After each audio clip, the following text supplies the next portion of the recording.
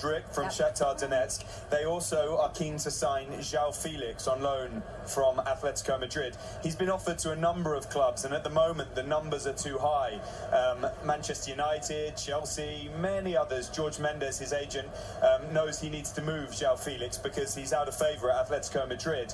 And Arsenal are keen to do it, but the numbers would need to come down for that to happen. And I think probably they will. It would only be a 6-month loan, and that's going to be very expensive, but he is a high-quality player. On Mudryk, Arsenal have had an offer rejected, an opening bid of 40 million euros, I think, plus 25 million in add-ons, so taking it to 65 in total. Shakhtar want 100 million euros for him.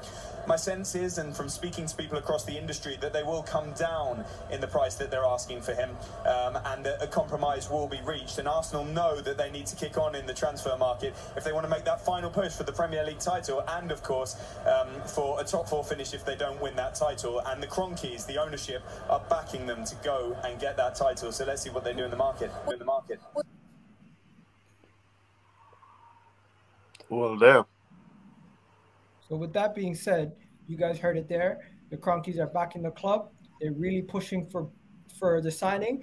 Not for 1 second do I actually believe we're going to go for both. I think we're going to go for both and see which one we can end up getting. That's what I think. But you need winger cover, though. What? You need winger cover. Mainly. I don't think we're getting both. I just want to make it clear, but that is what he's saying. So how do we take it as face value? What do we take away from this conversation? I mean, do you know what?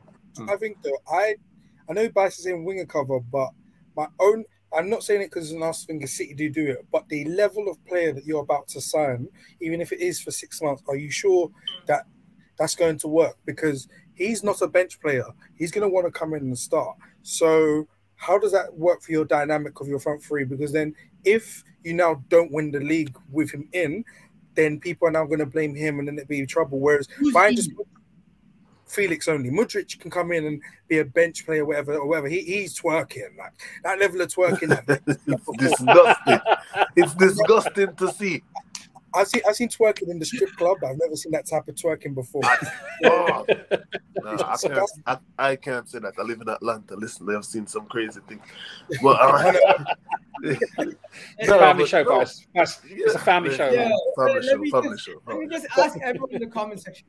Do you believe Arsenal will end up with João Felix? Do you believe Arsenal will end up with Mudryk? Or do you think Arsenal will end up with both? That is the question I think they need to be asked. Because when seeing the reports, just to keep you guys caught up, Atletico Madrid wants 8 million wages covered for the player, plus option to buy permanent, plus they want an option to buy, a permanent option to buy in the future, plus 8 million loan fee covering his wages for this season. It's not. So it's not. Okay, you just need to get the terminology right. It's not option. If it's permanent, that's an obligation to buy. Obligation to buy or an option to buy. It's one or the other. So basically, I think it's one of those ones where it's like you trigger a certain amount of game time, you have to buy him kind of thing. Obligation. That's disgusting from Atletico still. That's disgusting. Don't do that. That's disgusting. The Mudryk deal, this is what happened. They said Anthony's worth 86 million. Nah, our guy's worth more. That's Grealish worth 100. Nah, our guy's worth more. They're like, and then Grealish is us, so we understand. Go to them with a 55 million pound bid. Instead of coming back to us and saying add 15 more onto the bid, they outright rejected a 55 million pound bid on Monday, and now they're asking us to go back in with a 70 million pound bid, where we're giving them 60 million up front. So okay, so it's kind of Liverpool have some experience dealing with Shakhtar. In 13-14, we went for Salah originally in the January window when he was still at Basel, and Chelsea came in and signed him because I think we offered 14 million and Chelsea offered 17 or whatever, and then Chelsea got Salah. So our fallback option was Konoplyanka, and from Shakhtar Donetsk at the time.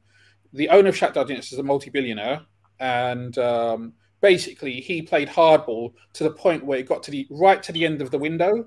Ian Ayre, who was our former chairman, was out there trying to do a deal, and then they said, "You know what? Forget about it." And Ian Ayre basically had to come back to Liverpool with his tail between his legs without signing Konoplyanka after Konoplyanka obviously wanted to come. So they can be really difficult to deal with when they know that the buying clubs are English clubs and they know they've got money. So you would hope that, obviously, the situation with Shakhtar, because of the war and everything, the financial constraints on them could pressure them, but the owner of Shakhtar is a real pain in the backside. So just have to bear that in mind. You know what? The issue is they want 80 million. Their club is only worth 100 million. What the hell? They're trying to increase the club value. No, you can't blame them. Like, look at the market. No, if we're being honest. The Crockies should just buy their club. Fuck buying a player. Buy a club. No, come on, Igal. Look, the thing is this, bro. The thing is this, bro. Like, look at it. Grealish, 100 million. Has Grealish been 100 million? Look like he's worth 100 million pounds recently? No. Not in figure.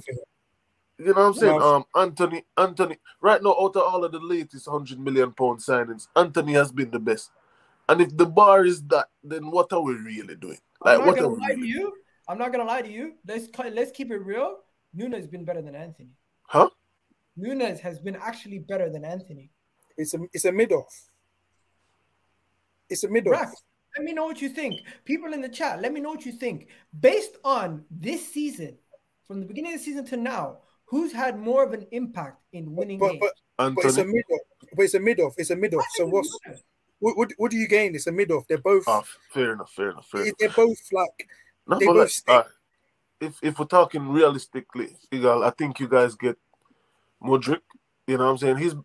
If he doesn't come, that level of twerking would be embarrassed. Like, the second-hand embarrassment is crazy looking at that guy's Instagram and stuff like that. Nah, people saying Nunes a fraud. But the thing is this, bro. Like, all right, say you get Joao Felix, right? He's like a Jesus, you know what I mean? He's a centre forward. He's gonna play up top.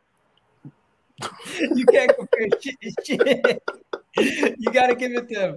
You know, this is what happens. Rock leaves for 2 seconds, his player's getting roasted. Yo, it's ridiculous. But bro, Felix up top suits like that Jesus type thing. What do you think is gonna happen? You think Felix is just a bluff and Chelsea's gonna get him, or United's gonna get him? Or he's gonna stay? Let's not bring Chelsea into this. Right now, Chelsea is just you see what I'm saying? Those guys are slow. We just signed Detro Fofana. I don't know anything about the kid. He's probably coming in. Is he coming January or is he coming June? I don't remember. He's coming January. Yeah. So when January 1st comes, we're looking for Buddy Ashley. We're looking at Buddy Ashley like a bid around 35 million. The same, we're going for Enzo Fernandez as well. But that's not. We're talking about Arsenal now. I think the realistic one is Modric. My guy's saying Arsenal wouldn't get out the Champions League group stages. Be honest. Bice, Danny, be honest. No, Arsenal are getting out the group stages. Yeah, no, they will. They'd get out the one. Meaning you would get out. You'd get out this one. Arsenal team right now, the way we're currently constructed and the way that we're currently playing, you pump us in the Champions League right now. Replace us with any other Premier League team. When we get out the group, you'd get to the quarterfinals. Thank you. I appreciate that. Yeah, I think Arsenal quarterfinal. Yeah, Arsenal special for sure. Yeah. No, first round. That's your contribution, eh? No comment. Okay. No comment. Let me just get the whole Arsenal segment out of the way completely while we're here. Everyone, no comment. Let me no know. comment. Do you believe Arsenal will make a signing in the January window? 100%. Outside of Modric and Felix, or do you think it's just them two? They have to. So just about Felix, it's gonna come down to money. Like Ornstein said, look, if for example you can get him for Atletico paying half his wages, and like say you get a combined deal of I don't know 12, 13 million or something like that, loan fee plus wages. Arsenal on the verge of winning could win the Premier League, right? Is it worth it? Okay, sure. You can say that, but no, I heard you yesterday. Is it worth taking that risk? I would say for that kind of money, yeah, it probably is worth taking that risk. If it's 22 million, I don't know if Arsenal will do it. But there's other teams that are interested, like United are interested, but they're going to have it's going to be the same kind of thing. Like, are they willing to take that risk? I didn't know that Atletico are including an option to buy. I thought they weren't including an option to buy, so they could potentially resell him at the highest bidder in the summer. Rocks, they want him gone, bro. Like, I honestly believe if we played Bayern this year, we beat them. I genuinely believe it. it. Do you know what? It's delusion, bro. What's going on? Wait, pause. Do you know what? I have so Do you know much what? confidence in my team. Wait. Do you know what? Do you know that I hate Arsenal? If they played them this